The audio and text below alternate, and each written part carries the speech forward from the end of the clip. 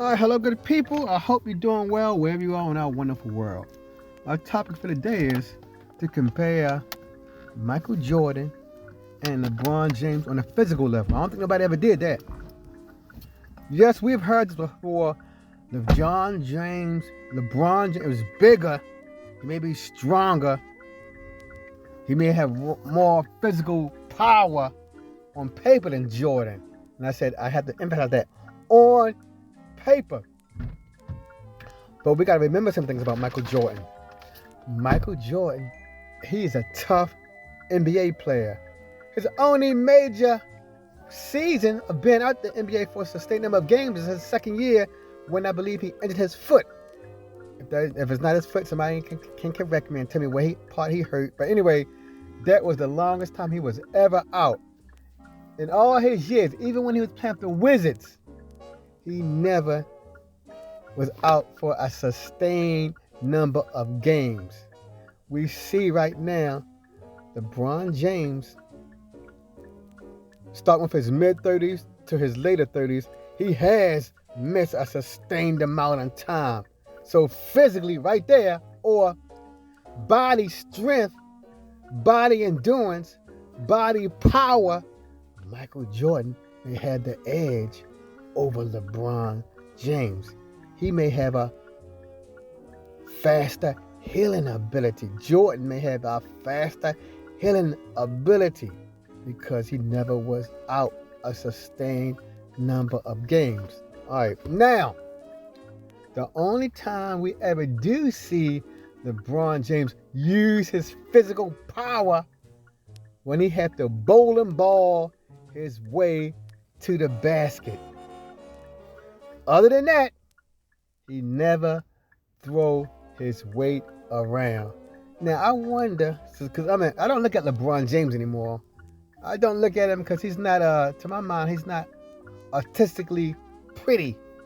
When Jordan played, he had artistic beauty. That's why people were so enamored with Jordan. Because when he played with a sense of elegance, a sense of beauty. And when I see LeBron James, I don't get that feeling of saying beauty and elegance. He's not that type of player. So that's why he may not be as popular as Jordan. And you remember, because I was in my 20s or early 30s in the 90s. So I got to see how popular Michael Jordan is. He had commercials all over the place. All over the place, Michael Jordan had commercials. Where do you see LeBron James commercial at? All over the place. Michael Jordan had such charisma and elegance on the court that with his commercials, we had people going around humming his commercials.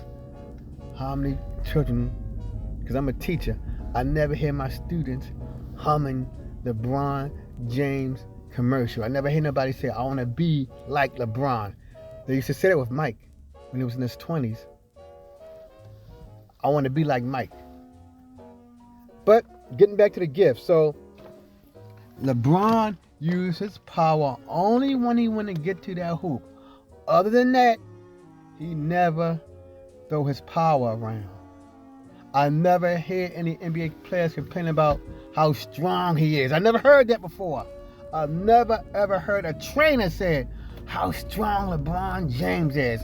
With Michael Jordan, I've heard trainers say, and I read it, how strong he was.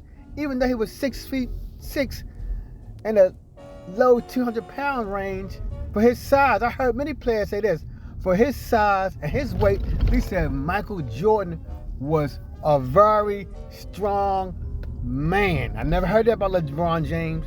I never heard nobody say he is very strong. Very, very strong. Like I said, I never heard people say this, but for Michael Jordan, trainers and other players say he's strong. Even before he started lifting weights. He was strong. Because you remember, to get to the hoop, you had to take a pounding. And I never see LeBron James going to the hoop taking a pounding. He giving a pounding, really.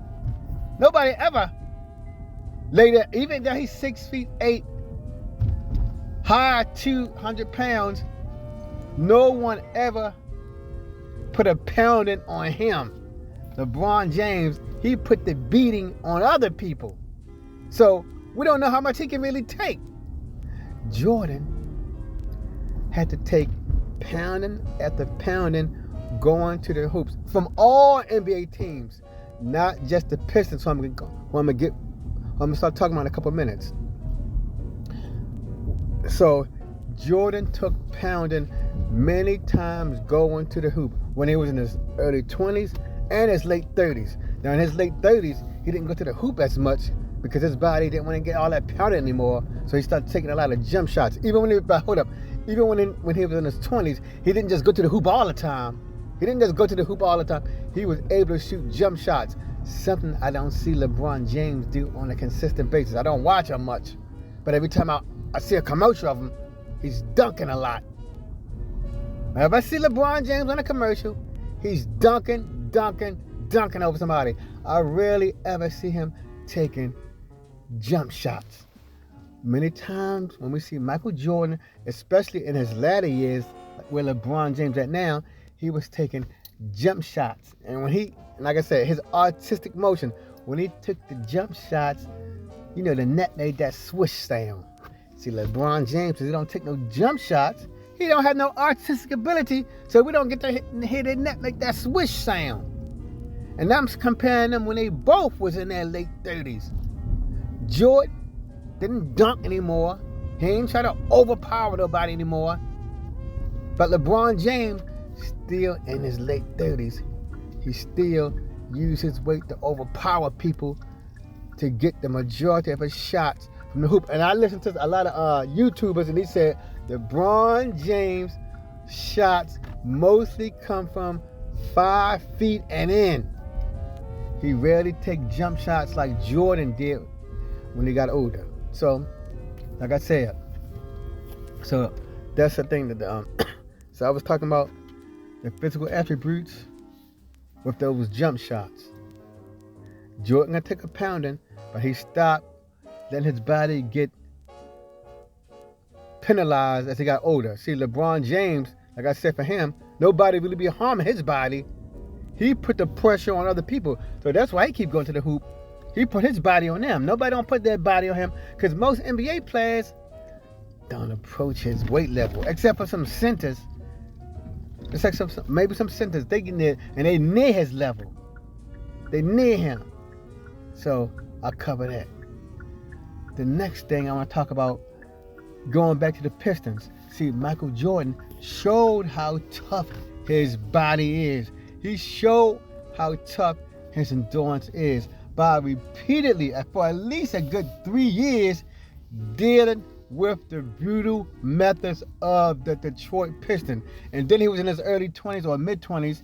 And that time, he went to the hoop. But he still like to take jump shots. But in his early 20s and mid-20s, he would go to the hoop more often.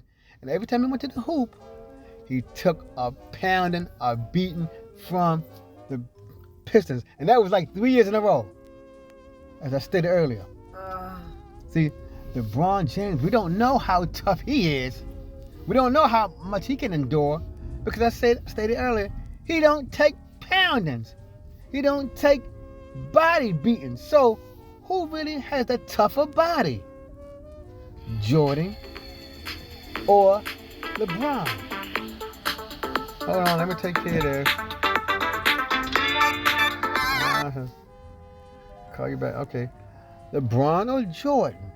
See, like I said, LeBron James in his late 30s, or even when he was younger, he mostly bulldozed his way to the basket.